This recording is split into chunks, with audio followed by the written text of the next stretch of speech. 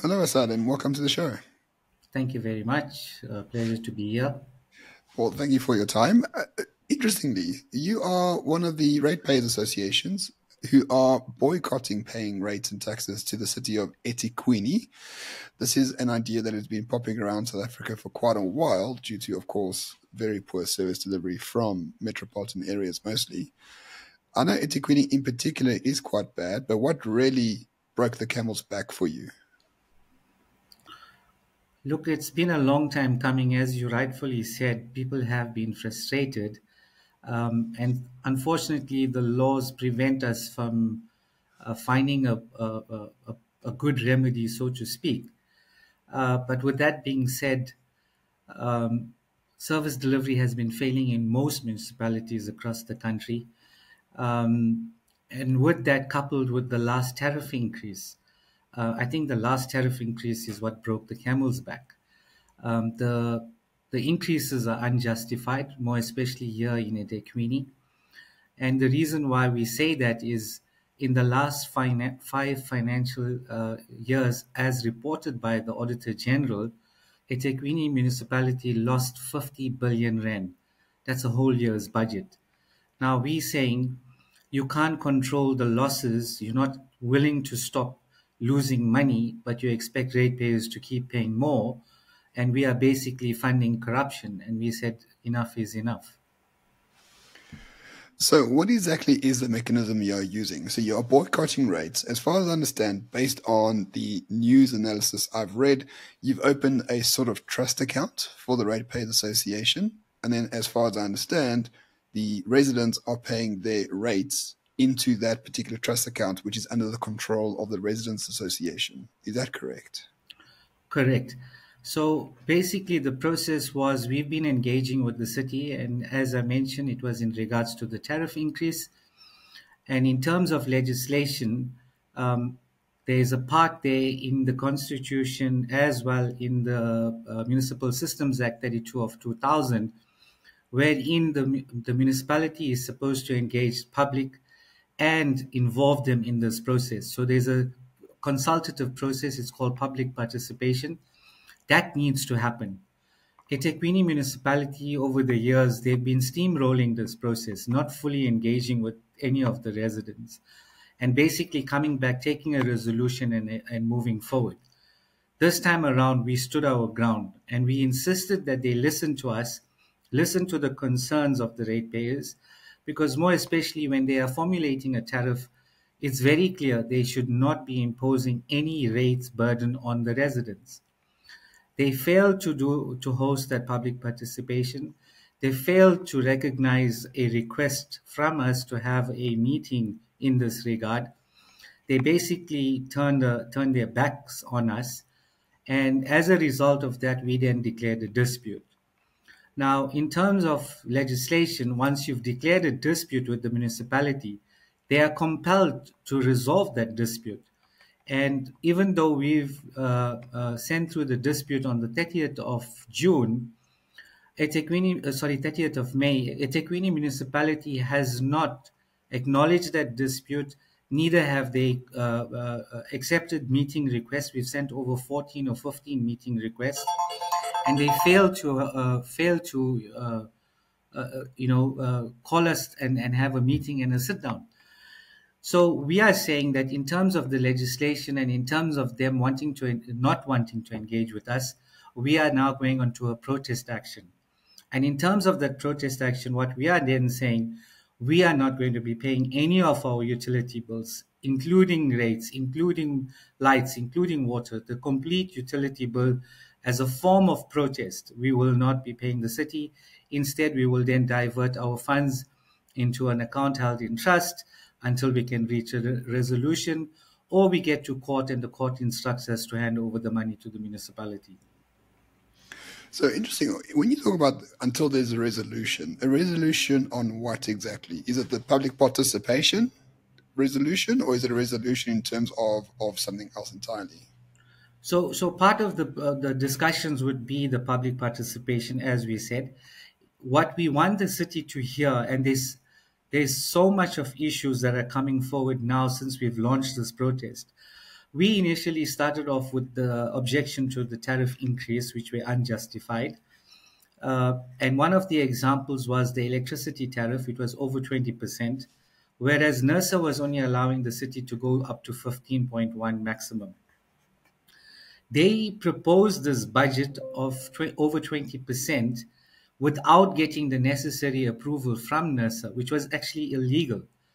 They then adopted this budget on the 30th of May with the non-approved NERSA tariff. And that's totally illegal. You cannot adopt a budget on numbers that are not even approved. We went to NERSA. We objected to the tariff, to the high tariff increase. We put NERSA under pressure. NERSA only granted the city 15.1. We went back to the city and said, should you implement an electricity tariff over and above 15.1, we would then go to court and we will challenge you on this because you are violating an agreement with NERSA. So based on this, the city then moved the tariff to 15.1. But in so doing, they didn't even have a council or a special council meeting to move the tariff back from 18.49 to 15.1. They just unilaterally, arbitrarily in a back office somewhere, decided to go to 15.1. And we're saying that is totally illegal. We're now calling this budget to be illegal based on the fact that we're saying that it is illegal. We are going into protest because they're not wanting to listen to us. And then part of that discussion as well is if you look at all the AG reports, the Auditor General reports, and what's being reported in the media, the city, as an example, we met with the chief financial officer in the first week of June to discuss these tariff increases. He agreed to this meeting.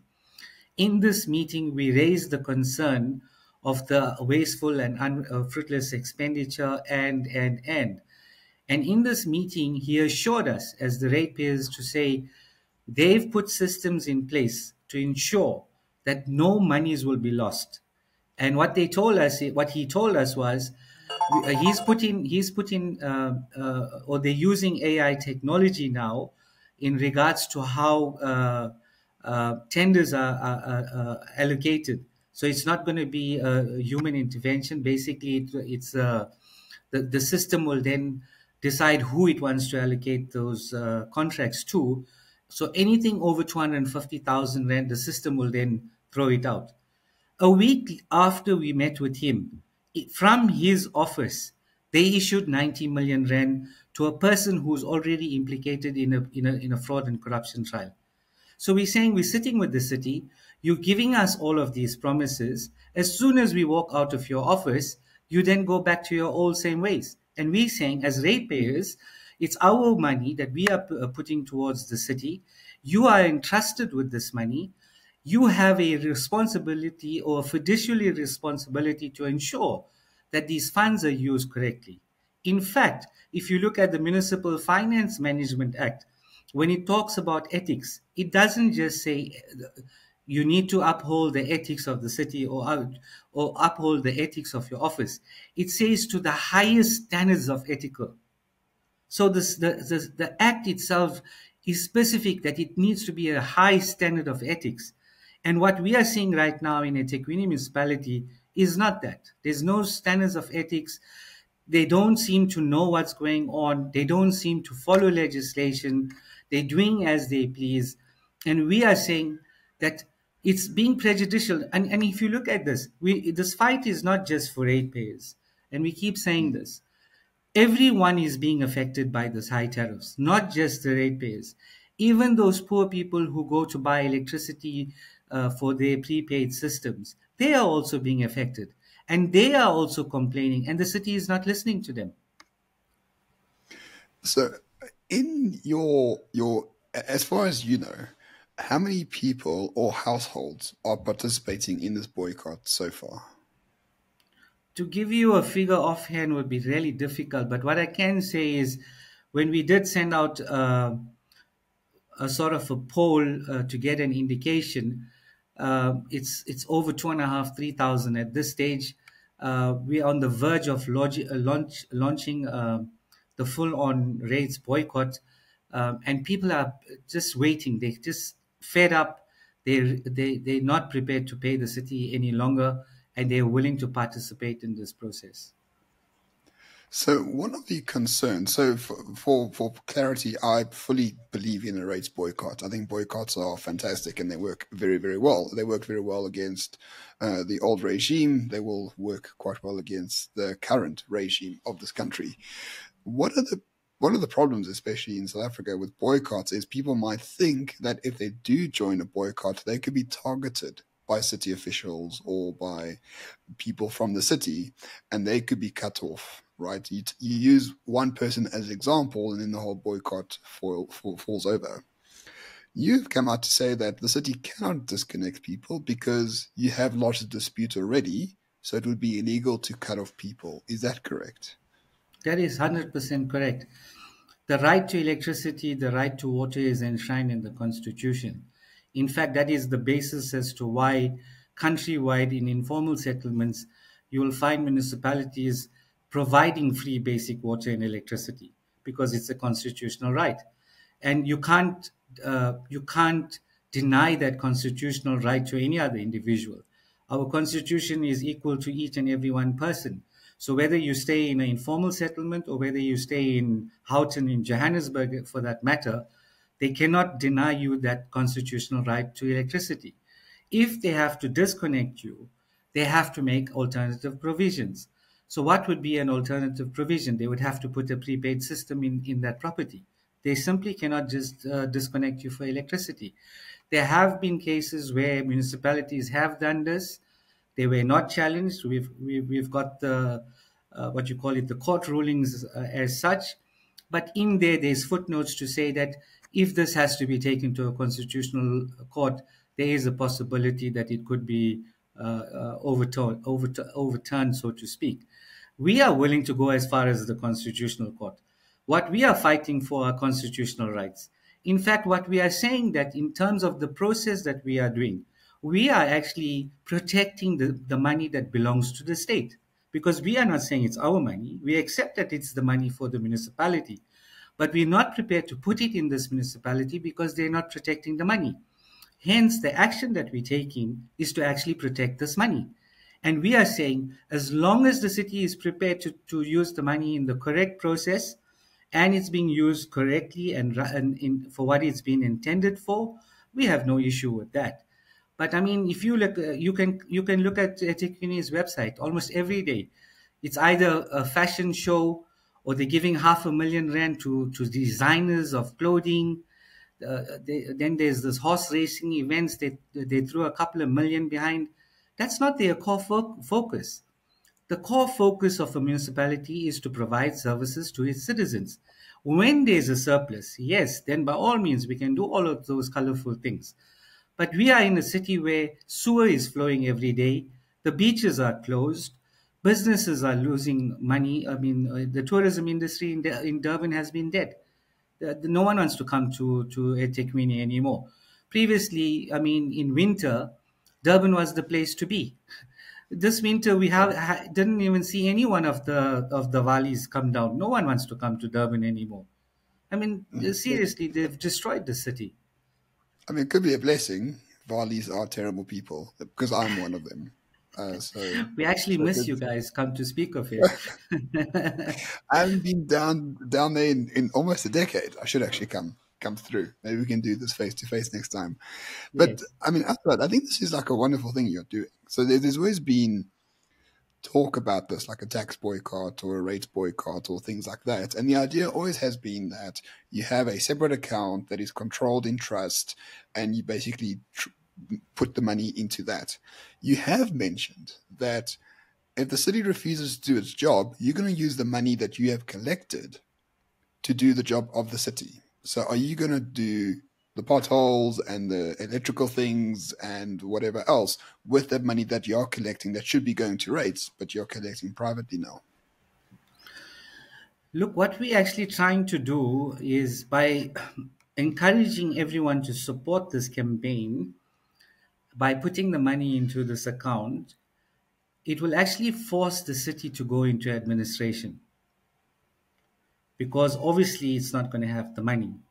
Now, in Yes. terms of the Public Finance Act, which Treasury is supposed to be in control of, once that happens, where a city doesn't have the right finances to operate, it is compelled to put the city under administration. So all we are doing is we want to get to the process where we can get oversight over the city, because once the city is under administration, there's a board that is set up that will then look deep dive into its finances. It will control how the finances are being allocated, how the city is being run, etc., etc. We want to get to that process.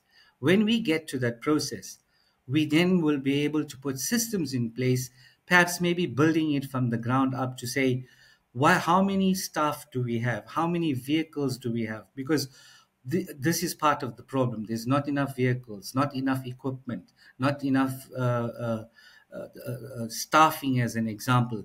So the eThekwini municipality management is top heavy. So that's the idea, to get to get to this point where the city is under administration.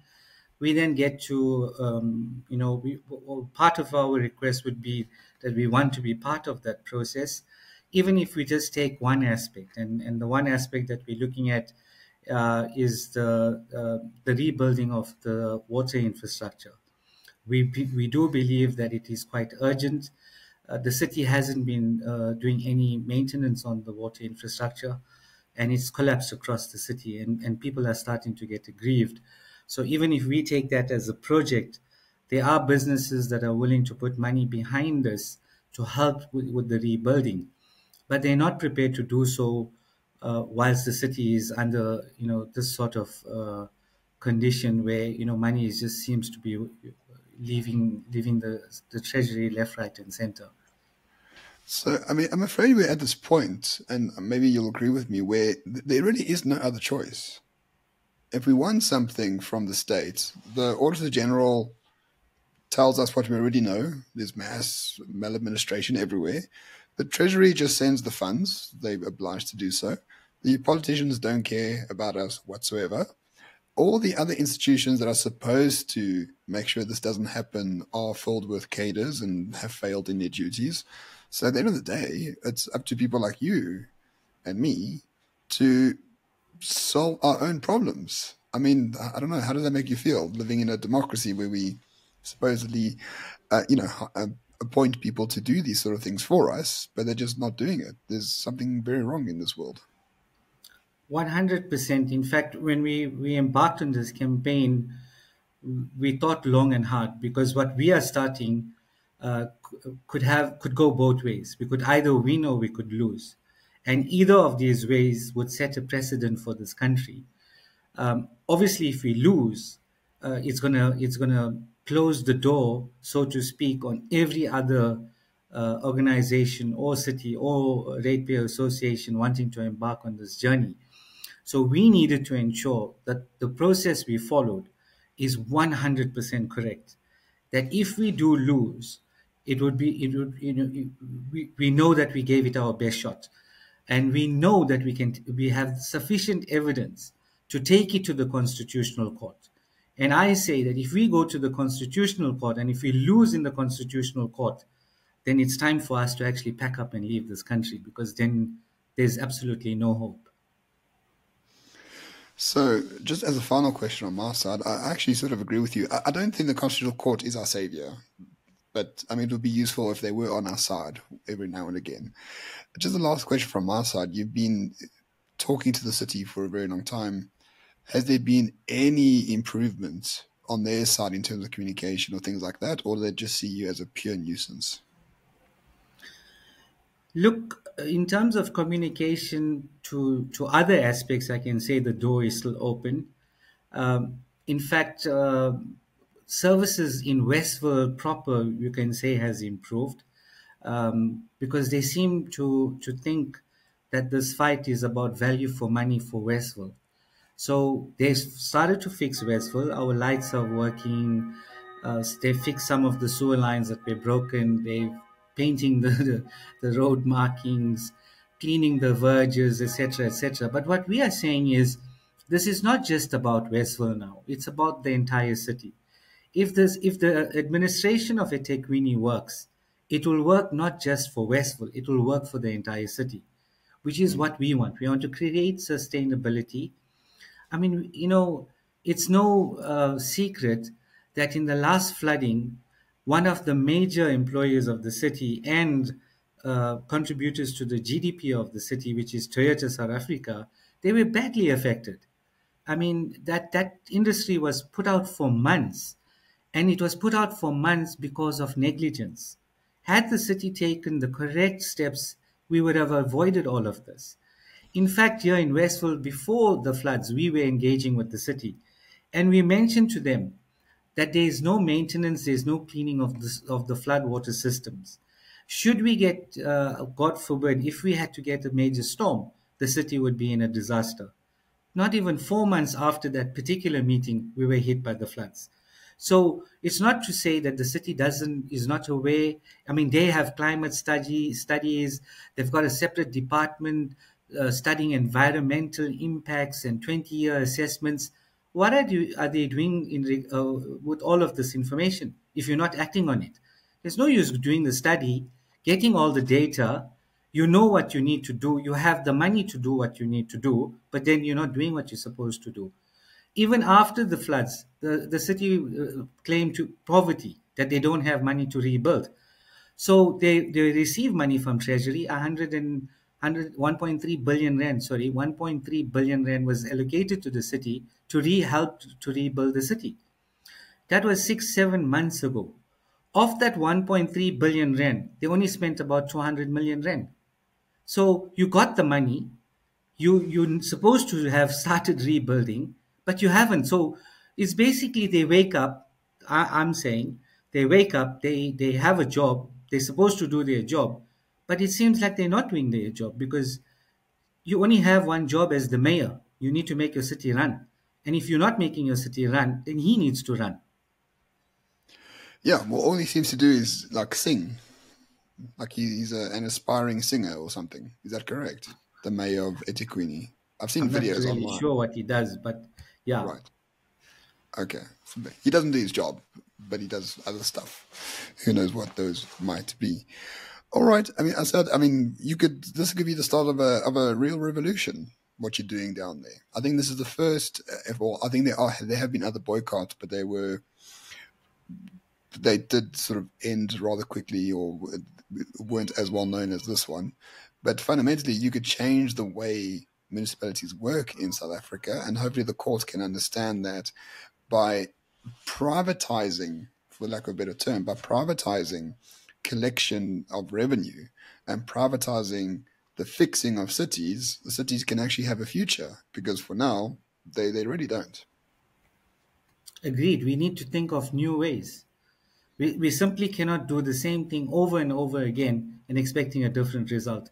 I think the time has come for us now to think of new ways, as you're saying, privatizing the running of the city or privatizing some aspects of the city or privatizing the collection of the funds. All of these things, what you are talking about, are some of the new ways that we need to think about because, again, we're talking about sustainability for the future. Mm. Yeah, yeah. And I have children, and I want them to live here. But of course, there must be something functional to exist within. Otherwise, it's all rather pointless. If people want to support you in some way, or get hold of you, or to find out more about what you're doing, how can they contact you? Uh, we have set up a Telegram group where we putting through communication. They can contact us on our Twitter handle, Facebook. We are on Facebook, www.westville.ratepayer. You can find us on any of those platforms. Alternatively, you can email us at westville.ratepayer@gmail.com. Perfect. So We I'll are link looking all of for the. support. By the way, we Oh, are yeah. looking for support. If there are any good Samaritans out there to help us, because I mean, this is a tough legal battle. Trust me, it's going to be one big fight, and we're willing to take this fight. So, if there are any people there willing, even if it's a 10 rand or a 20 rand, whatever you can do to help us in terms of mitigating those legal costs, we'll really appreciate it. All right. I'll link all of those things in the description down below. So if you're watching, that's where to find Assad. And Assad, all I can say is thank you so much for joining me. It's been a pleasure to host you, and Godspeed. Let's start a revolution. I must thank you actually for hosting us, and thank you for highlighting the cause. The pleasure is indeed all mine. If you want more about the rates boycott, everything is linked down in the description. Thank you for watching, everyone. Cheers. Thank you very much.